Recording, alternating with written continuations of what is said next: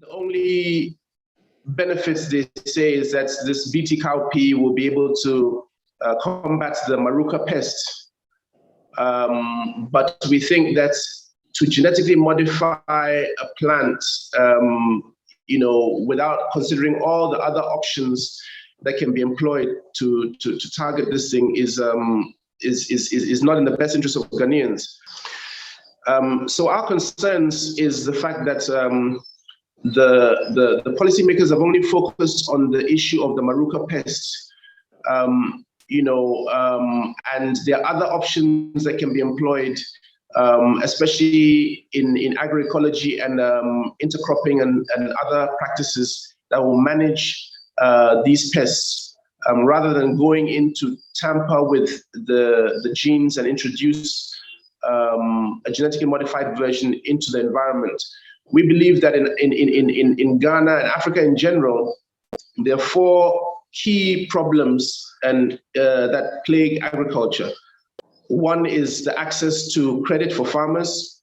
2 is the availability of roads from the farm gate to the market.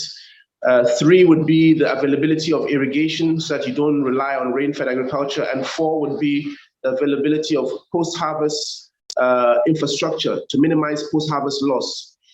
Now, the introduction of any genetically modified plants into Ghana's agriculture is not going to solve any one of these key problems. So, roads will still not exist on farms. It's likely that genetically modified cowpeas will still rot on farms like other produce does. So we need to have a larger look at how we approach the problems that affect food and agriculture in Ghana.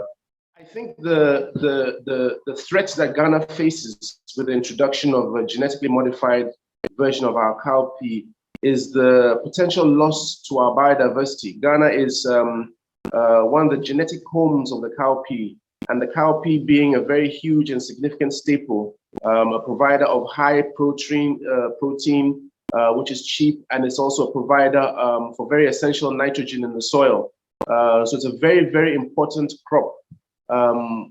In the whole sub-region, Nigeria, our neighbor, unfortunately has already released this genetically modified version of the cowpea. We think that's highly unfortunate, given the fact that we don't think there's been enough long-term studies to determine the real effects on the environment and even on human health on the consumption of genetically modified cowpeas. I mean, if a plant is now going to be engineered to produce a toxin that used to rather naturally occur in the soil, we believe that that is going to have some kind of an impact on a human being's health. And where it is a staple food which may be eaten every single day, you can imagine the potential impact on the livelihoods of the average grassroots population. And we believe that the loss of local varieties through cross-pollination, and which essentially is going to amount to contamination, will be a loss for Ghana's biodiversity, a loss for all the farmers, the women, and even people who like to eat a variety and are entitled to eat a variety which has been developed by their ancestors in a natural way, without inserting the genes of anything else into it. These are things that need to be preserved for posterity. So we believe that tampering with any staple food is not the best, especially if there are other issues that can alleviate the issues or the problems that they prefer to be. They speak about the Maruca pests being the reason why they're genetically modifying the cowpea. Meanwhile, there are other agroecological ways that we can look at combating the cowpea if you have the will. If the will is there, there is a way. Because our ancestors also have lived on this planet for millennia and were able to combat some of these issues. But because of the way we use very heavy chemicals on the soil, the way we've interrupted the natural cycle of life on many of these farms, the earthworms are no longer present in the soil. A lot of the bacteria that aerate the soil are no longer present. There are no more snails that you find on farms, no more mushrooms. So these rather are the reflection of the real problem, that we trying to do agriculture to suit business, to suit profit, and we don't often consider the total cost of these cheap shortcuts. But I always tell people when they argue that smallholder farming cannot feed the nation, is too costly. I always tell them that the long-term costs of doing the commercial agriculture will result in a time when the land cannot produce anything, not one sack.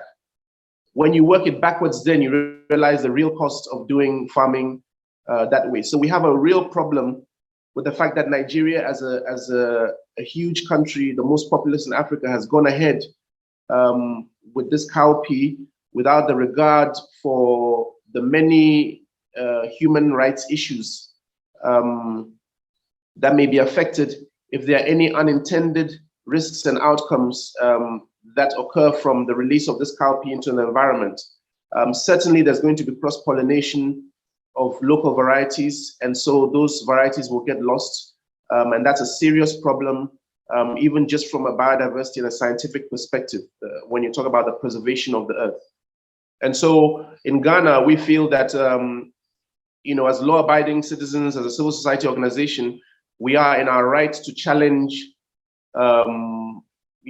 this event, so that it does not happen in Ghana.